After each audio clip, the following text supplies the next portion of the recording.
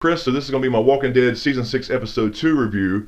And right up front, let me just say that I love this episode. I think it was action-packed. It set some things in motion we were expecting to come. And I actually liked it better than the premiere. But when it first started, I'm sure we were all the same. Like, what the hell does JSS stand for? I mean, just stay safe? Just say shit? But we did get that answer before the episode ended.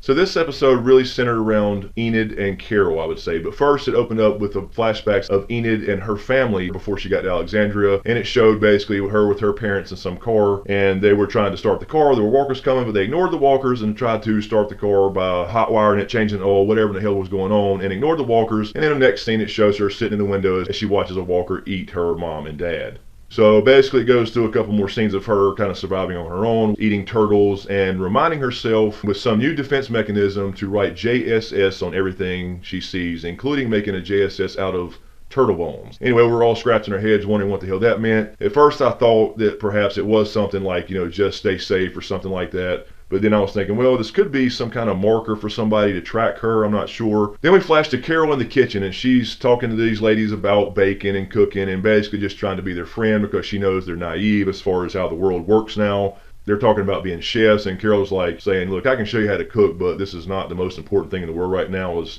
having these gourmet dinners. I really like her arc right now. I think it's really good. It showed her coming out of the kitchen, talking to Sam, the little kid whose dad was killed by Rick, and saying, look, punk, get the fuck over it. Go do something productive. Then we see a scene of Ron and Jesse talking in the kitchen, and they're talking about Rick. Ron still being a little asshole teenager who just don't understand why Rick killed somebody, specifically his father, and I can understand him being a little resentment there. But then we go to a scene with Maggie and Deanna talking, and Deanna's still heartbroken over her husband, which she should be, but it's just showing more and more that these people really had no clue what was going on in the world around them. Then we have a little scene between Eugene and Tara. Tara seems to be up and walking around again. They meet the new doctor lady who was not really a doctor, but she was going to be. She went to medical school, apparently didn't finish. She was going to be a surgeon, but ended up being like a psychiatrist, I believe. I guess developing her character just a little bit. I'm assuming she'll be around a while, at least a couple episodes. Then we have a scene where Carl's pushing Judith, and he sees that Enid is talking to some dude, and he's getting a little bit jealous, because Carl's at that age, he wants to get his little carrot wet. And then it flashes back to Carol now back in her kitchen, and she's about to bake something, which seems to be a motif since they got in Alexandria, is her cooking for everybody. She looks out her window at the neighbor that she had told to stop smoking because it kills her and there are no things trying to kill her. And then she sees a guy kill the girl with an axe. And that's when the wolves attack. So the wolves finally attack Alexandria. We all expected this to happen, but we didn't really know when. We thought it was coming soon. But I thought they had guns, but they didn't have guns. They just had blunt weapons and axes and things like that.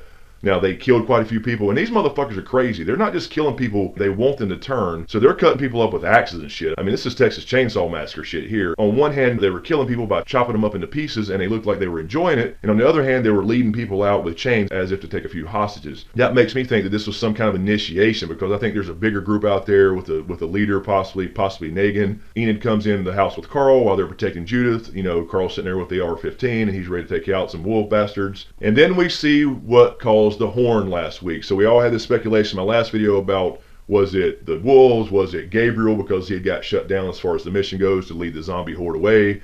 Was it Enid because she had perhaps been out there in contact with the wolves? But it was, as I suspected, it was the wolves, them crashing a truck into the gates, trying to take down the gate in their watchtower. And as the truck crashed, it caused the horn to get stuck. And speaking of Gabriel, he actually turned around in this one, asking Carl for help as far as training, wanting to learn weapons apparently, which tells me that Gabriel's not going to last very long, because once they turn around and get the picture, just like last week, they seem to die relatively quickly. And then, of course, my favorite stuff in this episode was Morgan and Carol. Carol is a badass. She put on her ninja shit. She fucking put on the disguise of the wolves, even remembering to put the W on her forehead. She walks around, she gets to the armory, she's capping motherfuckers, where Morgan's walking around playing Ninja Turtle with his bow staff, with his bow skills. Like nunchuck skills, bow hunting skills, computer hacking skills.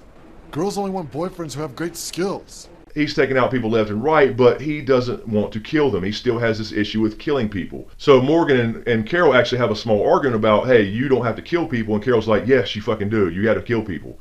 If they're in your way, if they're a problem, kill them. And that seems to be Carol's new mantra. She has gone full Shane or Rick or what have you as far as Fuck everybody. If they're in your way, if they're a problem, kill them. Don't take a chance on them. So that's kind of what I'm liking about Carol's story arc. Then we see the girl who actually tried to operate on this other girl that was injured. She failed to save her. She did die, but at least she got through the operation and tried to save her. So I think that kind of developed her a little bit as far as a character. We see Carl shoot a wolf bastard and save Ron from being chopped into pieces, basically. And Ron still runs off like a little asshole, even though Carl saved him, because he's still mad at Rick being his dad. Then we see Jesse and Sam in the house, and a wolf dude comes in, and they go hide in the closet for a couple minutes. Then she hears Ron coming in. She runs out, ends up being a wolf lady. They get in a fight in the kitchen. She ends up stabbing her with some scissors, and kind of losing her shit for a minute, because she didn't just stab her once. She stabbed her about 47 times, and then one more time just to be safe. Then we see kind of the aftermath starting to happen. They're kind of getting control of the situation since they do have guns. Carol's killed a lot of them. She reaches the armory, passes out guns to Gabriel and Morgan, where Gabriel says, I'm not very good with guns.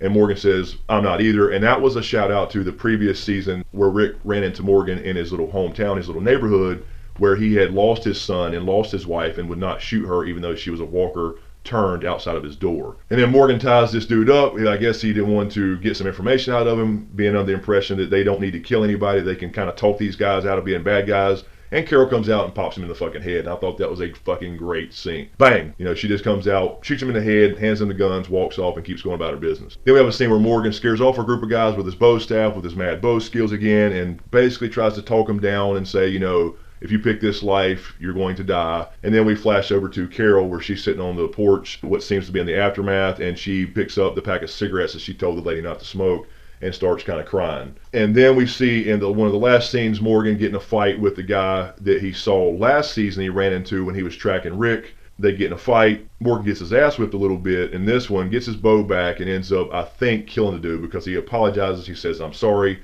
and then whack, and it fades to black. And apparently he learns that, you know what, I can't mess around. I can't talk him out of it. He's not going to change. I've seen this guy before. I'm just going to have to kill the motherfucker. You see kind of him get on the same path with Carol there. So all in all, I really love this episode. It was action-packed. It told some stories. It developed a few more characters. We got rid of a lot of characters too, kind of the extras that were part of the town. The only part I have a question about, and I'm sure they'll address that next week, is, you know, they all heard the horn at the same time last week. How was it that Morgan was the only one that showed up to help out, and where were Rick and all them? They should have been running, I'd imagine, immediately back to Alexandria. Perhaps they have some kind of plan to try to stop the horde from going towards Alexandria, and they went ahead and sent Morgan ahead to find out what was going on. And by the way, I almost forgot to mention, Enid finally reveals what JSS means. One of the last scenes with Carl, she had left a note, and it said simply, just survive somehow. So I was close. Anyway, let me know what you think in the comments. How was the episode for you? My question for you guys is what are we going to see next week? Are we going to see, you know, the walkers get to Alexandria, or do you think they'll have a plan to somehow keep them from getting on the gates of Alexandria? They know by Aaron. Where is Aaron right now? Who found the pictures on one of the wolf guys. They've been scoped out, so I think that's far from over. Let me know what you guys think in the comments below. I have a lot more videos coming. In the meantime, you can click here on the last video I did on Game of Thrones, A Song of Ice and Fire, on how the Starks got their warging ability for you Ice and Fire nerds. And you can also click here for the last video I did on Star Wars Episode 7, The Force Awakens, and how I think the movie's going to basically go based off some plot leaks and that type of thing. So check those out. Let me know what you think. Thanks again, you guys. I appreciate all the support. Thanks for watching, and we'll see you next time.